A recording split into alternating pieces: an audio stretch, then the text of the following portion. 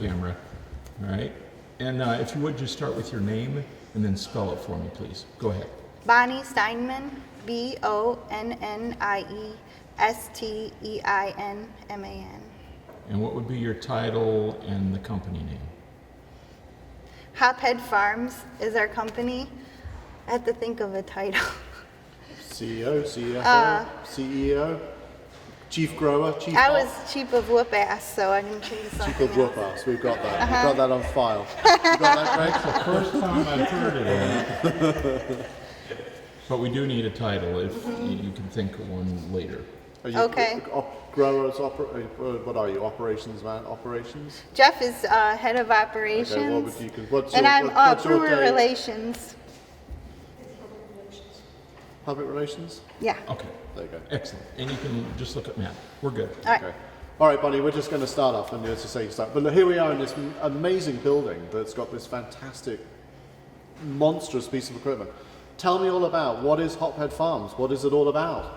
Hophead Farms was started to be to supply craft brewers in the Michigan community. We saw a need, and we had many friends that were brewers that were concerned about hop supply. And my husband Jeff and I we're plant people and love experimenting with plants, growing plants, and we decided that we could probably help fill in a gap if we did some work and some research. So we developed a small trial plot and tested many varieties to see how they would grow here in Michigan. And one thing led to another, and we realized this was a viable thing here to serve the community.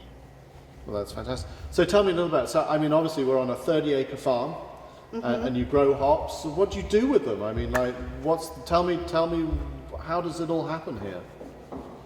Well, we grow 30 acres of hops in Hickory Corners, and we've just expanded to Berrien County, where we have 65 acres in production in that area, and hundreds more in planning, plus another processing facility. But this one here in Hickory Corners is where it began. We brought in, we wanted to make sure we processed all the hops correctly, because that was one of the concerns of our brewer potential clients, is that they needed to have a consistent product and also a consistent supply. So we needed the volume and the right equipment to handle the volume. So what do you do with hops? What are hops? I mean, do I make cold medicine out of them? What do I do with hops? The hops that brewers use are all female flowers. And they they grow from a crown. In the ground, they're a perennial. They come up every year in early spring, and they have 2 ropes tied to them because they need something to grow up. If we don't give them a rope, they'll grow up whatever's nearby. But we like them to be a little more organized, and they grow up on a trellising system that's about 18 feet off the ground, and then they're harvested in late summer, early fall, and they smell beautiful, and you can start to get thirsty at the end of the season when you're waiting for them to be harvested. And then they're dried. Okay. They're pulled through this harvester, Griselda, and all our equipment is German engineered, specially scaled to how we farm in Michigan. Okay. I'm going to stop because I like Griselda. Oh, you want to do that? I'm going to do that again. But so when you talk about Griselda, you can really physically turn and make a this is Griselda. But so I'd like to talk about, so obviously hops are used for beer. I mean, obviously you grow hops, so we've learned a little bit about what hops are. Tell me about, what's the process of growing? I mean, you don't have to talk too much about, the physical growing, but harvest and how do they arrive at Griselda? And then when you talk about Griselda, you can really point to it and say, this is how it works. So tell me a little bit about what's the process? Now I've got hops in the field, they're all ready to be picked. What happens? We have an attachment that goes on the tractor, so the bottom of the hop vine is cut, and then the top is pulled so it breaks, and they lay in a trailer specially made for hops, and it's backed up to Griselda, and the bottom of the bine is hooked in her, the bine arm at the bottom, and it's each bine is pulled through the machine by a chain, and the hops are stripped. Most of them come down immediately. They go through a series of picking fingers that are behind the spinning drums inside the machine, and the hop flowers are plucked off of the vine, and they travel on belts gently up to the oast tower to be dried. So every time I now drink a beer, Griselda has made my beer. So this is so you've broken all the magic now. So really, it's not about a brewery person. It's Griselda. Griselda makes the beer. Well, we kind of fill the palate for the brewer artists to make what they do best. That's how I see it. Is we make the paint for the artist's canvas. So once the hops are all dried and they're all now in the place that you want them to be, you do something else now. You put them into a value added. So tell me a little bit about what's this value added piece, the component that now is able to make them usable by breweries all over. Well, most brewers use hop pellets. Their systems are created and designed to brew with the pelleted form of the hops. And every step of the way, hops have to be handled at low temperatures to retain the essential oils and all those wonderful qualities that were created in the field. So they have to be dried at a low temperature, and then once they're dried, they need to go into the pellet form. So they're ground up, and then they're extruded through a die to compress them into these pellet form. And then they need to be sealed into a nitrogen flush oxygen barrier bag to keep them as fresh as possible and stored cold until they're delivered to the brewers to use. So Hop Farms really is all about you grow hops and then you turn them into this value-added product that breweries can use. Is that correct? Correct, and it's the freshest they've ever had. Okay. So you then sell these pellets to breweries throughout America or in Michigan, or where do you sell these? Our quest began to just provide to brewers in Michigan, but then we ended up, the word came out about just how great the hops are. The Michigan terroir is also a factor, is where we found some special flavors and hop varieties that brewers have been using for a long time. And now we sell to over 230 breweries around the nation, and we've also exported to China and Taiwan. Very cool. So tell me a little bit. So tell me, what has the product center done for you? Obviously, you're going to be an award winner on the day for a value-added product. Is that correct? Right. Tell me a little bit about how did you get involved with the product center? Tell me, what has Joanne done for you? Well, when we first started just putting our business plan together, we had actually gone to a few workshops and taken part in a few workshops that MSU Extension has put on. And emphasis was always made on food safety and the end product going into a consumable product like beer. Mm-hmm. We needed to follow standards that we had never dealt with before. We're plant people, so we needed to learn about food safety for one, and Joanne connected me with our inspector that actually does our final inspections for our food safety license. And I called her and I said, I'm planning this. What do we need to do? And so it's a great planning tool. And connecting us with the individuals we needed to, or the agencies we needed to, do business with or get our certification through. So tell me something. What's one of the really fun things about growing hops, or are they a complete nightmare? It's really a lot of very hard work all through the season, and the biggest reward is having that beer, the end product that somebody's taken what you've worked so hard on and they've made something amazing with it. And we can go like at Founders, the Harvest Ale was just released, and we could go and see hundreds of people enjoying our product. And what was one of the most scariest moments about setting this? Can you remember the day that you thought, let's do this? That's like, was there a moment in your life you just thought, this is the silliest thing I've ever done in my life? Or did you think, no, let's do it? What was the scariest moment? It was scary because it's something new and no one had been doing it on this level. There was no one doing it to this level, to be so serious and to go in, all in. It wasn't part-time, it's full-time job. It's more than a full-time job. So that made it very scary for our entire family, but also exciting. I mean, it's an opportunity. If you pass it up, it may never come back. You have to take it. And just one last question is that obviously you're not a one-man team. There's a group of you. Tell me a little bit about who works there. Tell me about your team. Tell me about who owns Hophead Farms. We have an amazing team. It's grown quite a bit over the last 4 years, and especially in the last few months.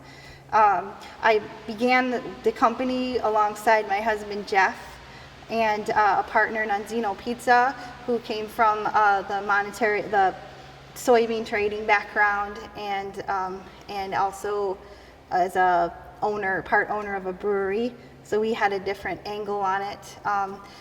We have a neighbor that works with us, and she's very organized, so we put her in with, she handles our packaging and our inventory and shipping department, which that was all me before. And now we've joined with a wonderful group, Perry Veith, Jim Passos, Hunt Stuckey, and a whole nother farm management crew over in Berrien County to expand our farm. And they're great people and really good farmers. And then we've taken on Justin Jackson, our business manager, who's invested, he loves beer, and he loves, he's really good at looking at the business from a different point of view and helping us see it the way that we need to see it to stay profitable and sustainable. And our crew here, the guys that are on the ground working are amazing. They work long hours during harvest and don't go home. They start with a clean floor and they finish with a clean floor, even if it's 2 a.m. during harvest, because they know that they care about what we do here. I think that's great. I think I've got everything. I have a couple quick questions. Yes, what do you got? Okay. Your plant background, do you think that gives you an advantage to other people who might be starting a business like this? And if so, how? Definitely. Having a background in growing plants just gives you a deeper understanding of what to be prepared for if you have weather conditions that are not great, and also kind of an understanding of how plants react to different growing techniques like fertilizing or chemical applications. I have a background with integrated pest management, so when I go out in the field, that's one of the duties I have, is I go out and I look under the leaves and with the magnifying lens to check for any issues, and we can find those things early. And yeah, it's a definite advantage. Okay, quick question number 2.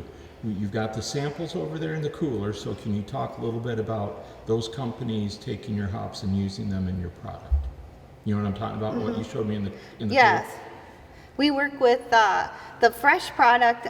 We do a special harvest ale, which is incredible because we have the ability to pull hops off of the vine and deliver them to a brewery within hours of harvest, and they can make the freshest beer possible just to celebrate the harvest season. We work with Greenbush for the last few years to do Demeter, and they actually highlight 3 different hops in 3 different versions of Demeter. And Founders in Grand Rapids, we do harvest ale with them. That's how we began working with them. And we delivered over 3,000 pounds of fresh hops to Founders for that beer. And it's quite a point of pride for us to earn our way into such a fantastic brewery. Okay, and then I got one last question. And you can look at, we'll check something here.